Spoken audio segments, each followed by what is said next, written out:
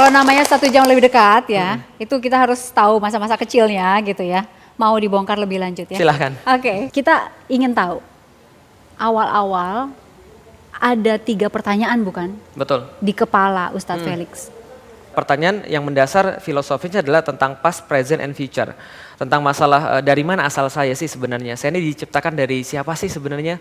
Dari mana sih saya bisa hadir di sini? Yang kedua, akan kemana sih setelah saya mati? Setelah saya mati itu gelap atau apa sih? Atau seperti apa sih kondisinya? Yang ketiga adalah sebenarnya ngapain sih saya ini di dunia? Nah jadi pasnya adalah saya ini dari mana? Future-nya adalah akan kemana saya setelah mati? Dan present-nya adalah ngapain saya sekarang di dunia? Ya, saya tanya pada orang tua. Dan saya tanya pada orang tua, dari mana asal saya? Mereka menjawab, ya dari bapak dan ibumu lah. Bapak dan ibu dari mana? Dari kakek dan nenek. Kakek dan nenek dari mana? Dari buyut. Nggak selesai-selesai karena gitu-gitu terus. Itu saya cari juga pada agama dan ternyata yang saya dapat juga jawaban yang tidak memuaskan. Jawaban yang mungkin klaim atas klaim. Nah ternyata setelah saya setelah saya mencari dalam agama tidak dapat, setelah itu saya mulai mencari pada hal-hal yang lain. Saya dapat waktu itu pada pelajaran biologi. Asal manusia dari mana? Dari evolusi. Manusia asalnya dari monyet. Saking sangat tertariknya saya pada pertanyaan dari mana asal manusia ini, saya mempelajari serius biologi sampai saya diwakilkan dari sekolah untuk menjadi olimpiade biologi.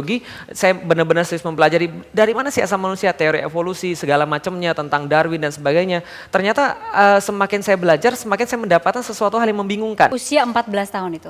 Ketika SMP kelas 3. SMP kelas 3. Itu masih sangat muda gitu kan untuk pencarian itu? Betul, masih sangat muda tapi memang saya hidup dalam dunia yang kurang ajar waktu itu ya. Karena memang saya tidak belajar agama dari orang tua, saya juga nggak belajar agama dari otoritas yang ada, tapi saya belajar agama waktu itu lebih banyak dari game. Nah game-game itulah yang mengajarkan pada saya seperti apa sih konsep agama itu. Dan pada waktu itu seperti memang game-game yang ada pada zaman saya itu adalah game yang dibuat untuk orang jadi ateis seperti.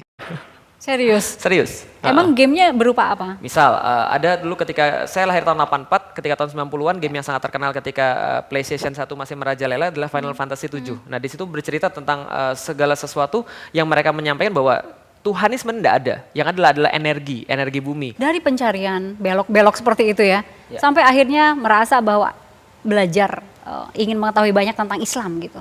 Jadi ketika saya SMP kelas 3, saya sempat setelah ateis saya jadi agnostik. Jadi setelah saya kemudian tidak percaya akan Tuhan, jadi seseorang yang percaya akan adanya Tuhan tapi tidak percaya akan adanya agama. Agama ini munafik, semuanya bohong. Buktinya apa? Pengikut-pengikutnya sama aja kok semua. Maka saya hidup 5 tahun kemudian dengan pemikiran bahwa saya tidak perlu agama. Karena kalau cuma untuk baik, ya saya juga bisa baik walaupun tidak usah pakai agama. Yang penting saya mengakui adanya Tuhan, bahwa Tuhan itu pasti ada karena saya tidak bisa menafikan Tuhan setelah saya berpikir. Nah setelah kemudian berlalu semua itu, 5 tahun kemudian saya masuk IPB, semester ketiga, waktu itu ada seseorang yang bilang pada saya, Lik, kamu masih ingin tahu tentang Islam, kamu masih mau cari tahu tentang kebenaran? Saya katakan iya. Maka dia bilang, iya kalau gitu coba ketemu aja dengan ustadz saya. Saya bilang enggak deh makasih. Lah kenapa? Ustadz kan membosankan, ngomongnya surga, neraka, pahala, siksa, paling itu aja. Enggak ada ustadz yang benar. Terus kemudian dia bilang enggak, ini ustadz saya beda. Dia orangnya masih muda tapi omongannya penuh dengan hikmah. Saya katakan ya sudahlah, nothing tulus. Kalau saya ketemu dengan ustadznya lantas saya tidak setuju, ya saya juga tinggal meninggalkan saja dia tanpa meyakini dia. Jadi ketemu ustadz juga males-malesan. Tapi akhirnya saya ketemu juga dengan ustadz tersebut. Memuaskan? Masya Allah. Assalamualaikum. Nah ini ustadznya ini. Tapi beliau sekarang sudah jauh lebih tua. Iya, jadi dulunya ganteng tapi sekarang lebih gantengan muridnya. Oke, boleh diperkenalkan. Ya, saya perkenalkan ini adalah Ustadz Fatih Karim. Ustadz Fatih Karim inilah yang tempat saya berdiskusi ketika teman saya namanya Mas Samsul Hadi memperkenalkan beliau pada saya dan kita berdiskusi waktu itu pertama kali di Selasar Aula Al-Huriyah IPB. Beliau sedang mengisi, pada waktu itu saya masih ingat sekali. Pertama kali saya bertemu dengan beliau itu adalah pada satu acara judulnya menepis opini negatif tentang syariat Islam. Jadi Mbak bisa bayangkan bagaimana seorang non-muslim kemudian yang tidak memahami apa-apa ketika sampai ke masjid omongannya tentang potong tangan, rajam dan sebagainya. Dan beliau menyampaikan bahwa ini syariat Islam tidak negatif, syariat Islam itu positif sebenarnya, melindungi orang dan sebagainya. Nah ketika itu selesai itu kita berdiskusi, ternyata Masya Allah, saya melihat ini orang penampilannya pasti seperti ini, pecinya biasa, baju kokonya biasa, celananya biasa, tapi omongannya tentang kehidupan ini sama fasenya dengan omongannya tentang akhirat. Nah saya bilang pada Ustadz Fatih Karim, Kang kalau gitu kita harus lanjutkan kajian kita harus lanjutkan obrolan kita. Beliau katakan, oke baik. Pak Ustadz, ketika datang ya seseorang sipit gitu ya dan mengaku juga nggak beragama begitu ya. Apa nih dengan cara bicara yang seperti ini, banyak tahu, banyak ingin tahu juga gitu. Pusing nggak Pak Ustadz? Iya, bahkan yang mengagetkan adalah saya malam itu, saya ingat malam Jumat ya, kedatangan mahasiswa pakai sendal jepit, kemudian ke kosan saya, gondrong, kemudian ya saya awalnya berpikir bahwa ngapain ngeladenin orang kayak gini gitu, karena nggak ada gunanya, karena yang saya dengar beliau ateis gitu. Tapi kemudian beliau pertanyaan-pertanyaan pertama itu menggelitik sehingga saya bilang nih orang harus dijelasin dengan dalam. Apa pertanyaan pertama? Pertanyaan pertama, Tuhan itu sebenarnya eksis. Tapi sebenarnya bagaimana kita bisa meyakin bahwa Islam itu benar? Bagaimana Anda bisa menunjukkan Islam itu benar sementara saya melihat realitas Islam itu seperti itu?